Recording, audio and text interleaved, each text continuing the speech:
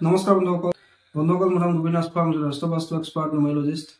বন্ধুসকল, আপোনালোকৰ সুবিধাৰ্থে মই চেনেলটোত বাস্তুৰ সম্পৰ্কে, সংখ্যা তত্ত্ব সম্পৰ্কে, জ্যোতিষৰ সম্পৰ্কে, তাৰ লগতে তন্ত্ৰৰ বিভিন্ন প্ৰয়োগৰ ভিডিঅ'সমূহ ইয়াত আপলোড কৰি থাকোঁ।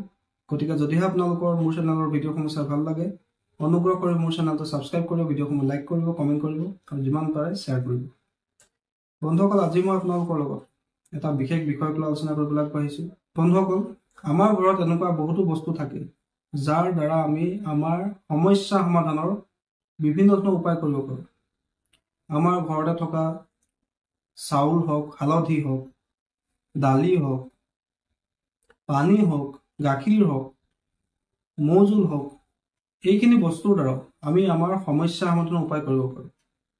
যিহেতু এইখিনি প্ৰকৃতিত উৎপত্তি হোৱা বস্তু, গতিকে আমি প্ৰকৃতিত উৎপত্তি হোৱা বস্তুৰ দ্বাৰাই আমাৰ বিভিন্ন সমস্যাৰ আমি সলিউশ্যন কৰিব পাৰোঁ। ঠিক তেনেকৈ আমাৰ ঘৰত পাকঘৰত থকা এটা সৰু বস্তু আমাক কিন্তু যথেষ্ট আমাক সহায় কৰিব পাৰে। আমাৰ উন্নতিৰ ক্ষেত্ৰত হওক, গ্ৰহৰ দুখ দূৰ কৰাৰ ক্ষেত্ৰত হওক, নিগেটিভ এনাৰ্জি দূৰ কৰাৰ ক্ষেত্ৰতে হওক। বন্ধুসকল, সেয়া হৈছে নিমখ। বন্ধুসকল, আমি সকলোৱে এইটো কথা জানো যে নিমখে নিগেটিভ এনাৰ্জি দূৰ কৰে, যাৰ কাৰণে আমি শনি মঙলবাৰে আমি সদায় ঘৰ চাফা কৰোঁতে নিমখ দি চাফা কৰিব লাগে। বা যদি আমাৰ ভুল দিশত টয়লেট আছে, তাত আমি এটা কাঁচৰ পাত্ৰত নিমখ ৰাখিব লাগে, 15 দিনৰ মূৰে সলনি কৰি থাকিব লাগে। এইখিনি কথাটো আমি সকলোৱে জানো। আজি মই যিকেইটা নিমখৰ উপায় সম্পৰ্কে ক'বলৈ আগবাঢ়িছোঁ, সেইকেইটা কিন্তু অত্যন্ত পৰীক্ষিত নিমখৰ উপায়। এবাৰ আপোনালোকে কৰি চাব, তাৰ পৰা ইয়াৰ আপোনালোকে প্ৰভাৱটো বুজি পাব। বন্ধুসকল, এই উপায়কেইটা অত্যন্ত চমৎকাৰী উপায়। বন্ধুসকল, নিমখ হৈছে শনি গ্ৰহৰ বস্তু।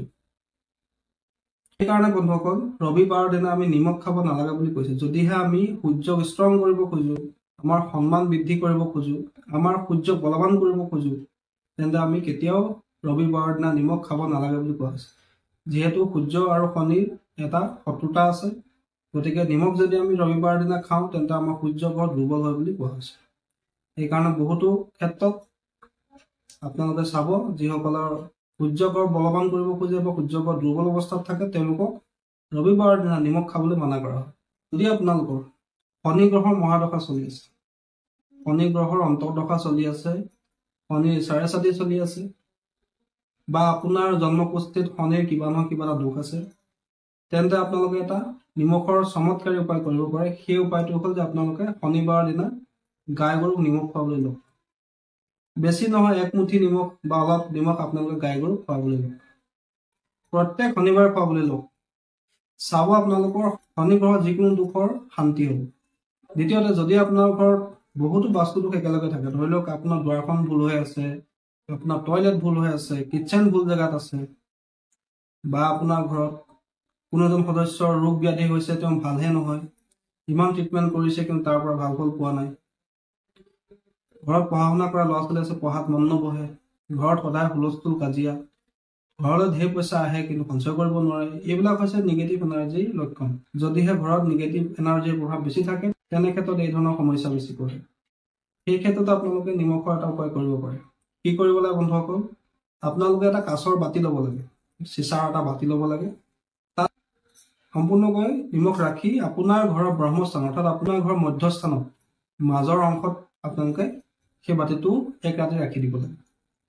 ৰখাৰ পিছত আপোনালোকে শনিবাৰৰ দিনা সেই নিমখখিনি আপোনালোকে গাই গৰুক খুৱাই দিব লাগে। এনে কৰিলে সেই ঘৰৰ যিখিনি নিগেটিভিটি আছে, সকলো নিগেটিভিটি লাহে লাহে নাইকিয়া হৈ যায়। বন্ধুসকল, যদি আপোনালোকে আপোনালোকৰ ব্যৱসায়ত উন্নতি কৰিব খুজিছে, কিন্তু বহুত চেষ্টা কৰিছে, আপুনি উন্নতি কৰিব পৰা নাই, আপোনাৰ ব্যৱসায়ত ইটোৰ পিছত সিটো সমস্যা আহি থাকে, তেন্তে আপোনালোকে এটা সৰু উপায় কৰিব পাৰে। শনিবাৰৰ দিনা আপোনালোকে এটা চিচাৰ বৈয়াম ল'ব। সৰু হ'লেও হ'ব, ডাঙৰ ল'ব নালাগে। সৰু বৈয়ামটোত আপোনালোকে ভালকৈ নিমখ ভৰ্তি কৰিব। নিমখ ভৰ্তি কৰি আপুনি তাৰ সাঁফৰটো ভালকৈ বন্ধ কৰিব। বন্ধ কৰি আপুনি আপোনাৰ ঘৰৰ কিটচেনত কোনোবা এটা স্থানত ৰাখি দিব, বা যদি আপোনাৰ ব্যৱসায় স্থান আছে, দোকান আছে, তেন্তে আপুনি সেই স্থানটো কোনোবা এটা স্থানত লুকুৱাই ৰাখি দিব। চাব আপোনালোকৰ বন্ধুসকল, খুব কম দিনৰ ভিতৰতে লাহে লাহে আপোনালোকৰ ব্যৱসায় বৃদ্ধি হ'বলৈ ল'ব, কাষ্টমাৰ সংখ্যা বৃদ্ধি পাবলৈ ল'ব। যদি বন্ধুসকল আপোনালোকৰ খুব মনটো ভাল নালাগে, নিৰাশ হৈ থাকে, একো কৰিবলৈ আপোনালোকৰ মন নাযায়, কিবা এটা কৰিবলৈ আপোনালোকৰ ইচ্ছা নাযায়, মনত খুব এলাহ এলাহ ভাৱ, তেন্তে আপোনালোকে নিমখৰে এটা অত্যন্ত চমৎকাৰী উপায় কৰিব পাৰে। আপোনালোকে প্ৰত্যেক শনিবাৰে আৰু বুধবাৰে গা ধোৱা পানীত অকণমান নিমখ মিলাই স্নান কৰিব লাগিব। যদি আপোনালোকৰ ওচৰত ক'লা নিমখ আছে, ক'লা নিমখ ব্যৱহাৰ কৰিব, আৰু যদি নাই তেন্তে আপোনালোকে খোৱা নিমখো ব্যৱহাৰ কৰিব পাৰে। বেছিকৈ নহয়, অকণমান আধা চামুচমান আপোনালোকে নিমখ আপোনালোকৰ নিজৰ গা ধোৱা পানীত মিলাই প্ৰত্যেক শনিবাৰ আৰু বুধবাৰে স্নান কৰিবলৈ লাগিব। চাব আপোনালোকৰ মনৰ যিখিনি নিগেটিভিটি আছে সেইখিনি দূৰ হ'ব। তাৰ লগতে আপোনালোকৰ যিটো এলাহৰ ভাৱ আছে, এলাহ ভাৱো আপোনালোকৰ মনৰ পৰা লাহে লাহে নাইকিয়া হৈ যায়। তাৰোপৰি যদি আপোনালোকৰ ঘৰত সদায় কাজিয়া হুলস্থুল হৈ থাকে, ইজনৰ লগত সিজনৰ কথা নিমিলে, ঘৰত 5জন সদস্য আছে, ইজনে সিজনৰ মুখেই চাব নোখোজে, ইজনে সিজনৰ লগত একেলগে বহি ভাত নাখায়, কথা বতৰা নাপাতে, তেনে ক্ষেত্ৰতো আপোনালোকে এটা নিমখৰে অত্যন্ত চমৎকাৰী উপায় কৰিব পাৰে। আপোনালোকে এখন বগা ৰঙৰ ৰুমাল লৈ ল'ব, তাত আপোনালোকে এক মুঠি ক'লা নিমখ, এই ক্ষেত্ৰত কিন্তু আপোনালোকে খোৱা নিমখ ব্যৱহাৰ কৰাৰ পৰিৱৰ্তে ক'লা নিমখ লৈ ল'ব। এক মুঠি ক'লা নিমখ সেই বগা ৰুমালখনত ৰাখিব, ৰাখি লৈ সেই ৰুমালখন এটা টোপোলা বনাব। টোপোলা বনাই আপোনাৰ ঘৰত দক্ষিণ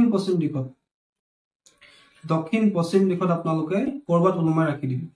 চাব আপোনালোকৰ ঘৰৰ সদস্যসকলৰ মাজত যিখিনি ৰিলেশ্যনশ্বিপৰ সমস্যা আছিলে, যি ইজনে সিজনক দেখিব নোৱাৰাৰ দৰে সমস্যা আছিলে, সেই সমস্যা লাহে লাহে খুব বেছি 15-20 দিনৰ ভিতৰতে ঘৰৰ বাতাবৰণ পজিটিভ হৈ উঠিব, ঘৰত শান্তিৰ বাতাবৰণ বিৰাজ কৰিব। বন্ধুসকল, এইকেইটা নিমখৰ অত্যন্ত কেইটামান চমৎকাৰী উপায়, অত্যন্ত পৰীক্ষিত উপায়। আপোনালোকে যদি আপোনালোকৰ ঘৰতো এই ধৰণৰ সমস্যা আছে, ধৰি লওক নিগেটিভ এনাৰ্জিৰ প্ৰভাৱ আছে, কাৰোবাৰ কামত বাধা আহি থাকে, ঘৰত সদায় কাজিয়া হুলস্থুল হৈ থাকে, ঘৰৰ সদস্যসকলৰ লগত মিলা প্ৰীতি নাই, বা মনটো নিগেটিভ হৈ থাকে, এলাহ এলাহ ভাৱ আহি থাকে, যদি ব্যৱসায়িক ক্ষেত্ৰতো কিবা নহয় কিবা এটা সমস্যা আহিয়ে থাকে, সেই ক্ষেত্ৰত আমি কিদৰে আমাৰ ঘৰত থকা নিমখক ব্যৱহাৰ কৰিব পাৰোঁ সেই বিষয়ে আজি আপোনালোকক মই জনালোঁ। উপায়কেইটা অত্যন্ত পৰীক্ষিত উপায়, যদিহে আপোনালোকে ইউজ কৰিব খোজে ব্যৱহাৰ কৰিব পাৰে। খুব ভাল ৰিজাল্ট আপোনালোকে খুব কম দিনৰ ভিতৰতে লাভ কৰিব। বন্ধুসকল, আশা কৰিছোঁ আজি আপোনালোকৰ এই নিমখৰ চমৎকাৰী উপায়কেইটা সম্পৰ্কে জানি ভাল লাগিলে। যদি ভাল লাগিলে অনুগ্ৰহ কৰি ভিডিঅ'টো লাইক কৰি দিব, কমেণ্ট কৰিব আৰু মোৰ চেনেলটো ছাবস্ক্ৰাইব কৰিব। ধন্যবাদ।